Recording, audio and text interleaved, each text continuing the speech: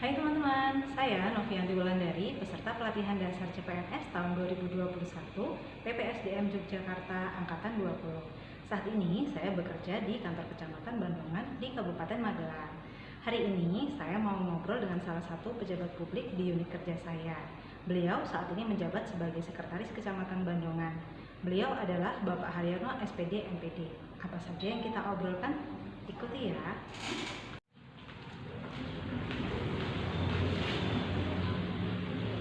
Selamat pagi Pak Har. Selamat pagi Mbak. Jadi gini Pak, kemarin itu saya mengikuti laksar dan dijelaskan mengenai ada 5 nilai-nilai dasar PNS. Nah ini kalau boleh minta waktunya sebentar, ini saya minta bagaimana sih pendapat Bapak mengenai nilai-nilai dasar PNS dan mungkin contoh apa saja yang bisa kita lakukan dalam kegiatan kerja sehari-hari. Ya. Sebagai ASN, tentunya kita harus berpedoman pada nilai-nilai dasar PNS. Ada 5 poin yang harus kita pahami. 1. Akuntabilitas. Tentunya tugas yang kita emban ini bisa dipertanggungjawabkan. Jadi tidak hanya asal bekerja, tetapi ada rasa tanggung jawab yang harus kita emban di dalam bekerja ini. Contohnya, kalau kita menyusun rencana kerja tahunan, laporan realisasi kinerja, nah ini sebagai 2 contoh terkait dengan pertanyaan Mbak Novita. Nomor 2, nasionalisme. Nasionalisme itu rasa cinta tanah air kita kepada nusa dan bangsa, berlandaskan Pancasila. Sila-sila dalam Pancasila itu saling berkaitan satu dengan yang lainnya. Mulai dari sila pertama ketuhanan yang Maha Esa sampai sila kelima keadilan sosial bagi seluruh rakyat Indonesia. Kalau di keseharian kegiatan di kantor, sebagai contoh, kita menggunakan pakaian daerah, memakai batik.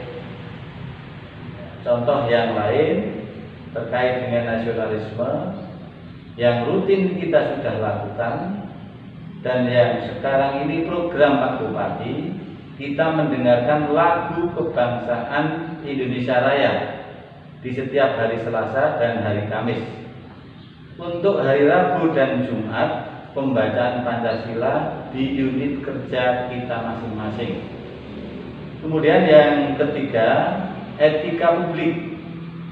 Sikap perilaku yang senantiasa mencerminkan pejabat publik yang jujur, luwes kalau bahasa Jawanya. Nah, ini bagaimana cara kita melayani masyarakat. Pengalaman kemarin kita melakukan operasi justisi penggunaan masker. Perlu pendekatan yang baik agar masyarakat ini paham kenapa kita harus mematuhi protokol kesehatan. Kita harus bisa memberikan pengertian yang baik kepada masyarakat. Jangan sampai malah menimbulkan rasa takut. Yang keempat, komitmen terhadap mutu. Selalu menjaga mutu pelayanan sesuai dengan SOP yang ada. Pelayanan yang kita berikan ke masyarakat itu sudah diatur dalam standar operasional prosedurnya masing-masing.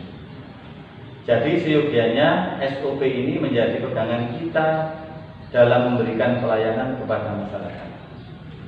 Yang kelima, anti korupsi. Memerangi tindak korupsi apapun bentuknya. Korupsi tidak hanya merusak citra kita sebagai ASN, tetapi menyebabkan kerugian kepada negara, masyarakat, dan tentunya keluarga. Ternyata 5 nilai dasar itu memang harus kita terapkan ya Pak, karena sebagai citra kita sebagai ASN. Baik, lalu dalam penerapan nilai-nilai tersebut Pak, apakah ada hambatan, tantangan, dan juga risikonya? Nanti di di dalam penerapannya pasti ada yang namanya hambatan dan resikonya. Misalnya saja, kalau seperti sekarang, masa PPKM seperti ini, kita diminta untuk gencar mensosialisasikan kepada masyarakat untuk menggunakan masker. Bahkan kita sambil sosialisasi, kita bisa membagikan masker kepada para pedagang-pedagang di pasar itu, menghimbau jam operasional untuk berdagang sampai pukul 20.00 waktu Indonesia bagian barat atau jam 8 malam. Nah, ini cara kita menyampaikan, harus dengan cara yang baik dan santun. Kedepankan 5S: senyum, salam, sapa, sopan, santun, dan dengan pendekatan yang humanis. Berikutnya, jangan sampai kita sebenarnya mau membagikan masker, malah pedagang-pedagang itu lari. Ketakutan, takut dimarahi mungkin, atau takut dilarang berdagang. Risikonya menjadi pelayan publik harus siap melayani dengan kondisi seperti apapun. Tapi hambatan-hambatan seperti itu pasti bisa dihadapi, karena kita juga akan bekerja sama dalam satu tim intern yang berisikan personil di Kecamatan Bandungan ini. Sedangkan tim ekstern, yaitu dari TNI Polri, kemudian ada yang dari Damkar, dari Dishub, dan dari relawan-relawan di Kecamatan Bandungan. Jadi kita sebagai pelayan publik harus bekerja sama, punya niatan yang sama, yaitu melayani untuk negeri. Ternyata memang sebagai ASN kita harus mencitrakan diri itu benar-benar positif ya Pak, menjaga hubungan baik dengan masyarakat.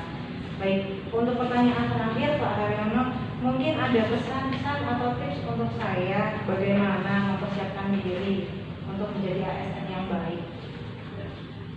Untuk bisa menjadi ASN yang baik, itu yang pertama mempunyai etos kerja yang tinggi. Kemudian yang kedua harus memiliki disiplin yang tinggi. Kemudian berikutnya harus mentaati peraturan perundang-undangan yang berlaku di Negara Kesatuan Republik Indonesia. Itu saja Mbak Novi.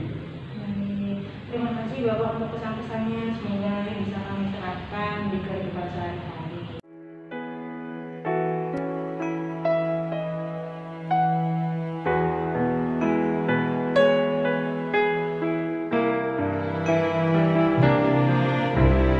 Ku lihat Ibu Pertiwi,